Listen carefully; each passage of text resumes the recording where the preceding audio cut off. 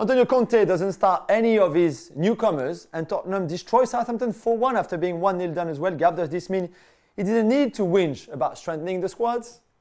Well, if he plays Southampton every week. By the way, I actually ran this. Spurs won 22 games in the league last season, but only 4 without Son and Kane scoring. And that's true. Yeah, and they didn't score in this one either. Which I know.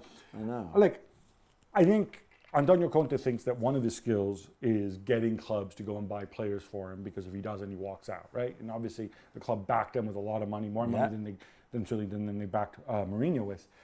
Equally, though, I think his other great skill is working with players who maybe are a little bit on the sidelines, maybe had a difficult time, and make them better. And you look at the performance of Ryan Sessegnon in this game, as well as also on the other flank. I thought Emerson also had a big game. Kulusevski. And obviously Kulusevski, you kind of saw it coming. That's the other thing he does really, really well. So he's had the whole summer. I think this could really, help narrow the gap with the top two. Yeah, definitely. Narrow, I'm say. with you. I'm with you. The clock back to Friday, and Arsenal's 2-0 win away to Crystal Palace. Juls?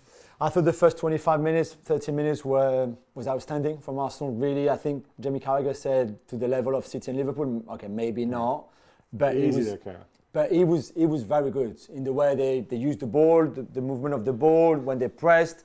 They didn't let Crystal Palace anything, and then it changed. I don't know if physically maybe they could not sustain it, which is maybe a reason. You tired on the first week of the season. No, but if you've worked hard physically, I know.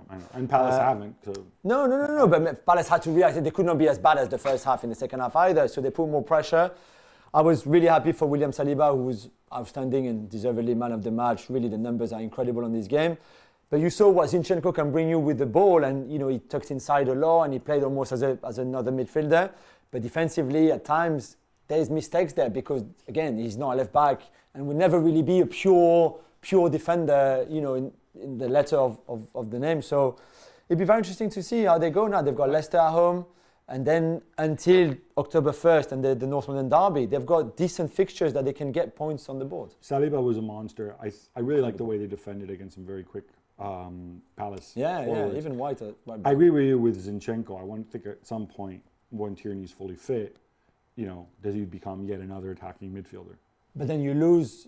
Tierney doesn't bring you with the ball what Zinchenko can bring you. That's the thing. That's the conundrum a little bit. You would only need to mix them both. He interprets the position differently. I think he still offers stuff going forward. True. Thanks so much for watching ESPN on YouTube. And for more sports highlights and analysis, be sure to download the ESPN app. And for premium content and live streaming, subscribe to ESPN+.